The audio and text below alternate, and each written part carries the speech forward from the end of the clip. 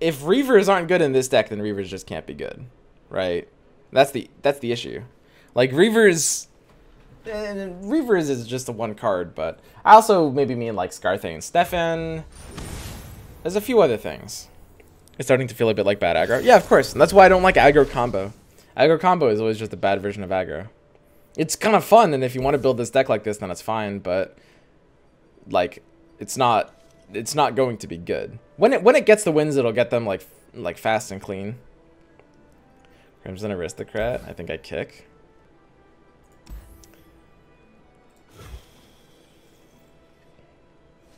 It's a good draw. It's another good draw. Omen Hawk is kind of a nuts card, by the way. This card is kind of crazy. What is good aggro in this game? Runs units that smack face. Runs the 1-mana 3/2 in Nox. Like, good aggro uses units and just punches face. I don't know how I would build the list. I'm not sure exactly. But you don't do like weird convoluted combo shit. For sure. If there's one thing Hearthstone has shown is that consistency is not needed to be a top deck. Right, Gwent's shown that too. I mean, the decks I built in Gwent weren't consistent.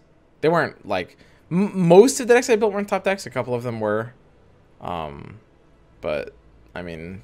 they were still, like, very good. So he's attacking now. I don't get it. So he just took 1 damage for no reason. I mean, he must have a trick. Okay, so he just took 1 damage for no reason. I mean, developing the Omen Hawks early is just important. Playing on curve actually is kind of like... it's sort of a trap in this game. Like, this happens with Omen Hawk, like, every time. You kind of always play your second Omen Hawk on 2 and just abandon your curve. Unless you have a hand with, like, no spells in it and a deck with, like, low spells in it. You can't really do that. So Hawk gets to attack here for free. He's at 3 mana as Demacia Freljord. 3 mana at Demacia Freljord. We have better odds on the open attack. Jesus. We take our 1 to chip damage while we have it. Because, like, if we play Sentry, we have the opportunity for 2 more chip damage, but he has so many 3-drops. Braum is a good example. Like, let's say we open Sentry and then he plays Braum, and then we can't attack. Or if we do, I mean, we get the same 1 damage, but he just gets level up progress, right? So you need to know when to open attack like that. And I'm not using my Elixir of Wrath just to, like, kill a Braum. That's not how this deck wants to play. You don't take trades. You save up your tools to try to, like, win a big turn. That's why attacking, like, last game on the turn we did, it was just dumb. Omen Hawk is auto-included in the Ice Boys. It seems like it, yeah. I don't know. Braum is really annoying. Maybe I do take an Elixir of Wrath. Ugh. I don't even have combo pieces right now. And I can't even kill my own unit.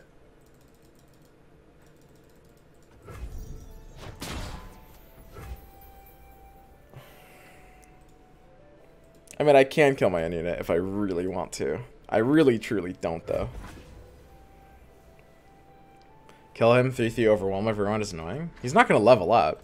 This deck wins on, like, turn 6, or it loses on turn 6. Level up is just no part of his range at all.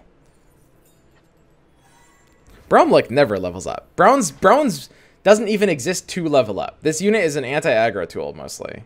Like, this unit doesn't even really want to level up. 4/5 Disciple. This is why Omen Hawk is nuts, by the way. This reason right here. So, like, this unit needs health, because every point of health it has is 2 damage to the Nexus potential. And that's nuts.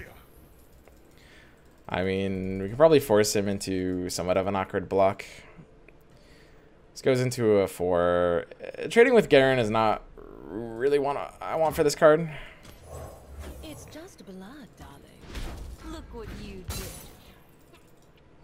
I don't know. I mean, if I attack and he blocks with Garen, and then I Elixir of Iron, then he's probably unhappy, but I'm actually more unhappy.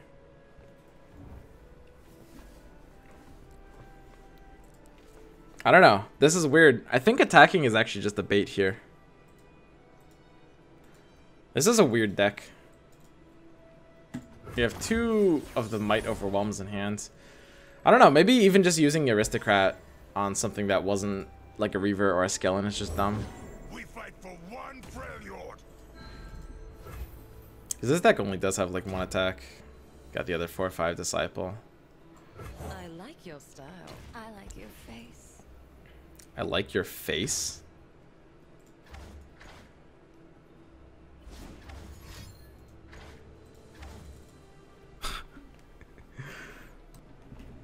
Jesus. Can I see your Vladimir mid-game deck code? Yeah, I'll send it in a sec. Okay. It's popping my sentry. Cool.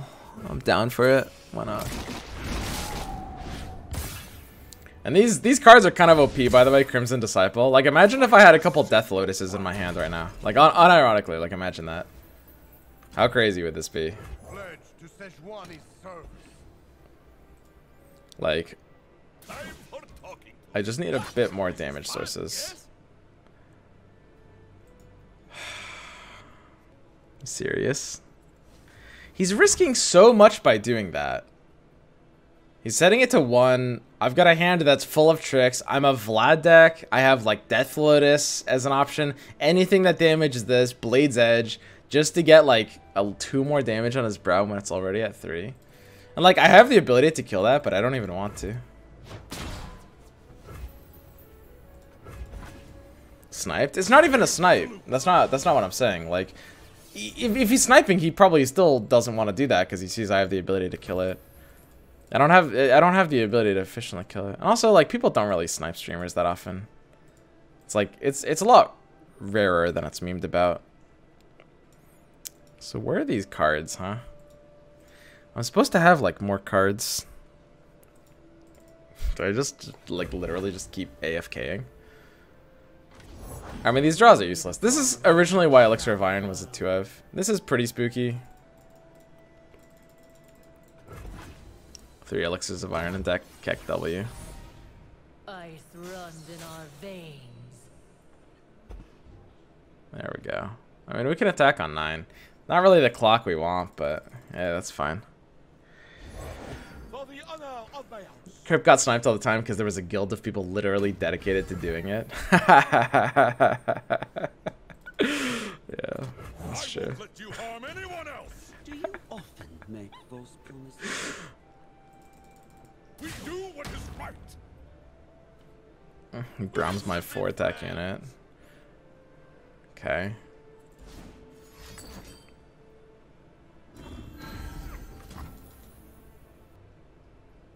Doing a big push. You fool. Okay. And I just block this, right? I don't think there's anything really fancy to do. I will wait forever. Well, we can take a bit more damage and try to push a bit of extra face damage by blocking like this and using Elixir of Iron instead. Going down to 4 is actually fine. Keeping these alive is kind of important. The Elixir of Irons are kind of doing literally nothing, huh? I mean, this one is anyway. I think this 2 extra face damage is more important. I'll take the 10.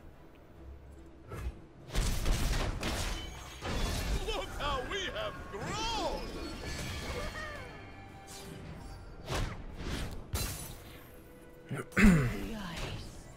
Because if we don't win on 9, we can't win no matter what. So we just hard commit to winning on 9. We don't care about our health. Our health no longer matters.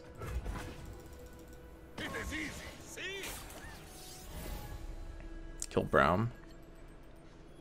Oh, maybe. These fucking draws, dude. Serious? Holy shit! I think the positioning can't matter here, right? I don't think it can. No.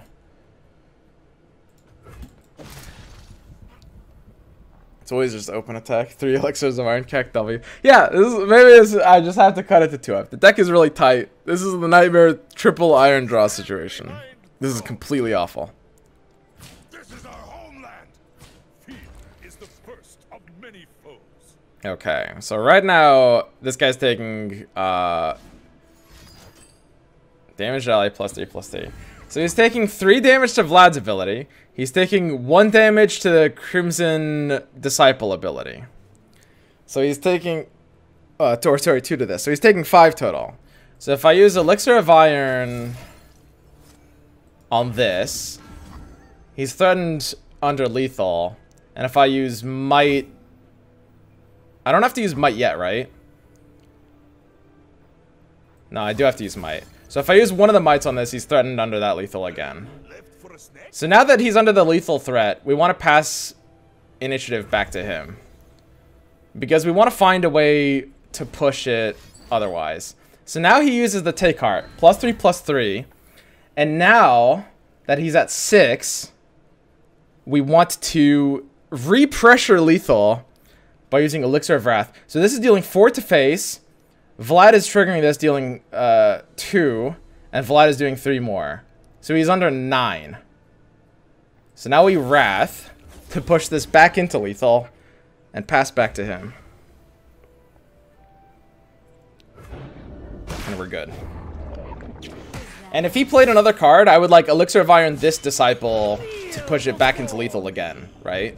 Just use the eye. Guys, the eye it makes you a bad player. You have to put bad habits, something. Yeah, sure, I could just use, yeah, you're right. I forgot about the eye. But I mean, that's at least how the deck wants to play. So I think the most important thing is like, the very end, there's that play where you are basically, you want to play, it's the same artifact, you use it in Artifact a lot, the logic, which is like, as soon as you threaten lethal, force him to dodge it so you can reapply it, right? We would have kept going with that just to make him play suboptimally, because if you put everything on the table right away, he can counter it, right? And that's bad, or at least he has more of an opportunity to counter it. Another really important thing is realizing the turn clock window. We took an additional, instead of, we could have trumped his 10 attack thing on turn 8, the second to last turn of the game. And I think most players there would take that trump block. But the most important thing to understand is A, we can't win the game if we can't win turn 9. So our health doesn't matter. As long as we stay alive on that attack, we can go ahead and sacrifice some health to keep our other Crimson thing alive. And it almost did matter. Like at the very end, if he had a way to dodge that lethal one more time, we need to use the iron thing on the other one. It was pushing in a bit of extra damage with the Vlad. So that's really important. The way that like those last 2 turns out played was really important. Now let me go ahead and make this deck try to suck a little bit less. Jesus.